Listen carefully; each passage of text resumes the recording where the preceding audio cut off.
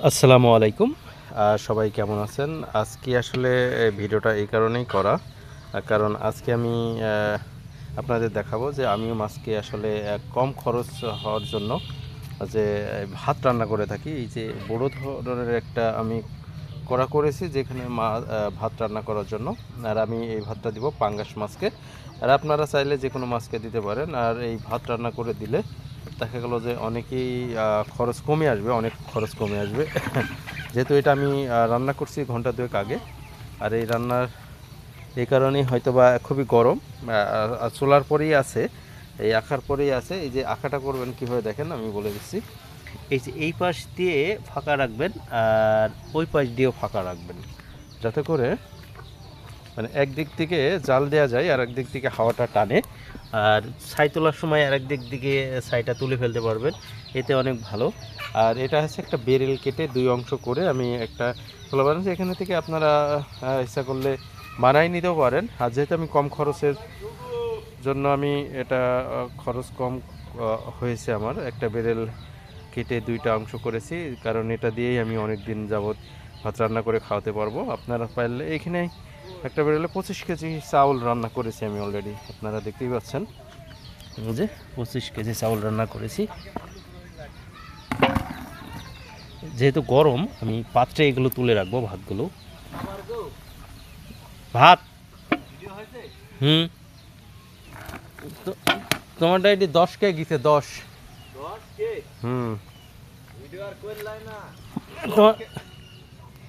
তোমার 10,000 কত হয়েছে গাড়ি? সো আমি ভাতটা আগে থাকতে তুলে রাখছি, কারণ গরম যেহেতু একটু ঠান্ডা হলে আমি মাছকে দিয়ে দেবো।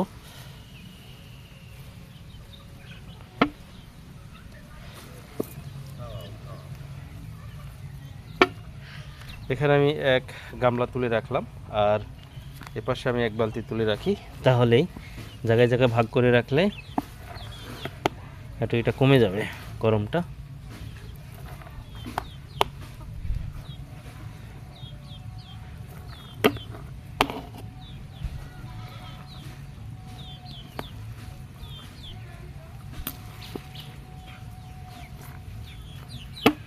প্রচুর গরম পড়ছে।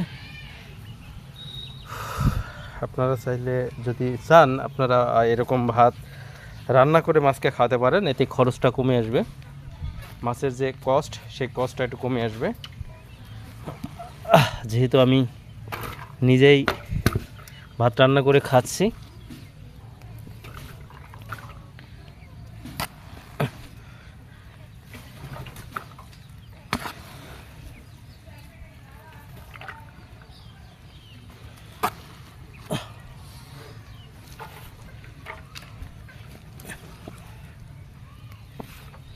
এটা আমি তুলে রাখলাম যাতে করে, দেখছেন ভাপ পড়ছে, এই যে ভাপ পড়তেছে, তার মানে অতিরিক্ত খুব গরম।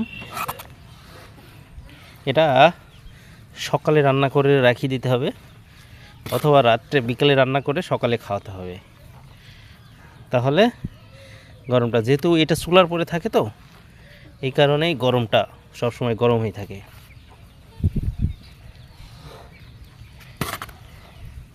আমি একবেলা এই ভাতটা রান্না করে খাওয়াই, আপনারা পারলে একবেলা খাবেন আর একবেলা ডোবা খাবার দিই।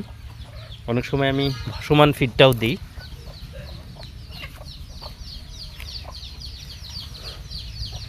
এই 3 জায়গায় আমি তুলে রাখলাম, আর এখানে কিছু পানি আমি দিয়ে দিব। দিয়ে দিলে আমি একটু পানি নিয়ে আসি, আমি কিছু পানি আমি দিয়ে দিব।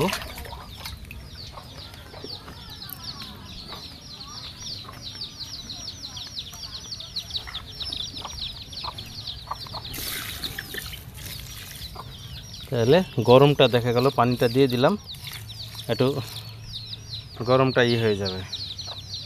আরেকটা দিয়ে দিতে পারি।